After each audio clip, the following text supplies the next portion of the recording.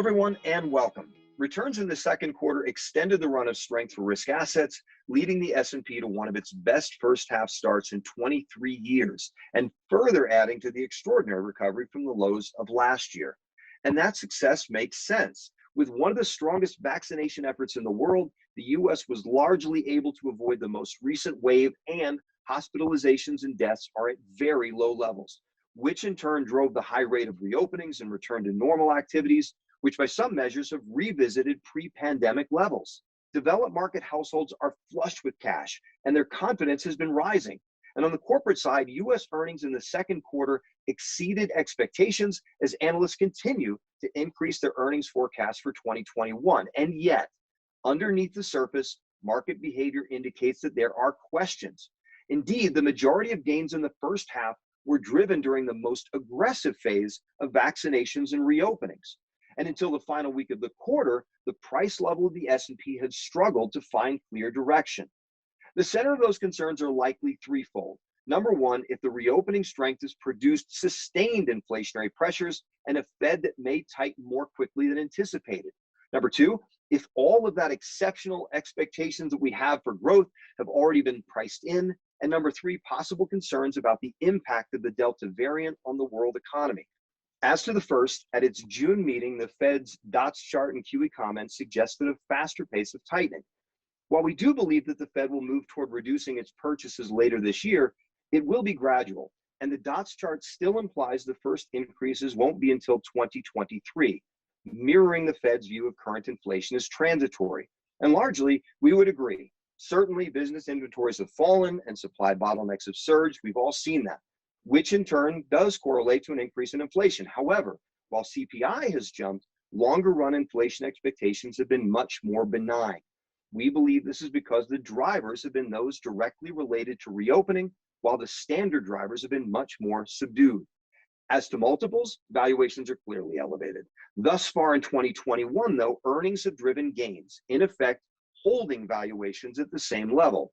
In short, should valuations stumble, markets would be challenged. However, should they remain closer to current levels given low bond yields and a patient Fed, as we would expect, markets can continue to rise, if at a more moderate pace.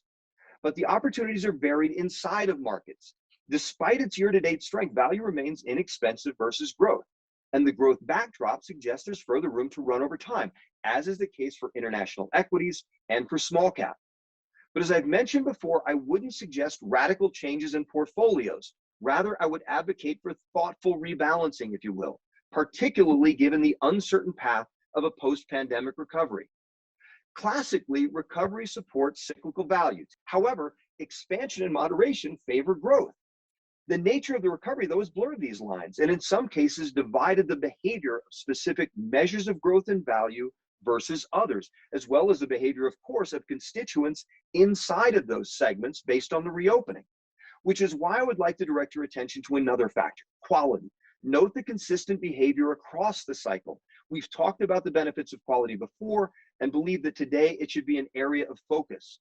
A look at global equity returns over time illustrates this.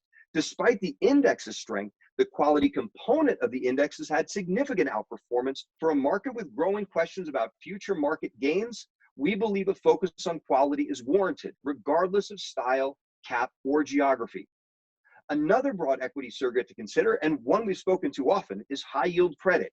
High yield spreads today, like equity valuations, are rich. However, the economic backdrop suggests the risk of credit problems is also lower, and yields can be augmented today by adding segments of the credit world that have been slower to recover, such as securitized and emerging market debt. By paying attention to this credit rotation trade and balancing exposures, investors can increase yields meaningfully. And for income seekers, credit today is not just about producing higher or more efficient income. Given the very low levels of government bond yields, it's a survival tool needed just to produce yields above the rate of inflation. As always, I'm focused on portfolio efficiency. And today, as simple as it seems, first and foremost, that means balance to me. That balance suggests taking the opportunity to thoughtfully rebalance where portfolio exposures, maybe for some time, might have been underexposed or concentrated. But at the center of that balance is a focus on quality and efficiency. And given richer valuations, the cost to embed that is low, in my opinion, and valuable as we continue throughout this very, very unique recovery. As always, thank you all so much for joining, and we'll see you next quarter.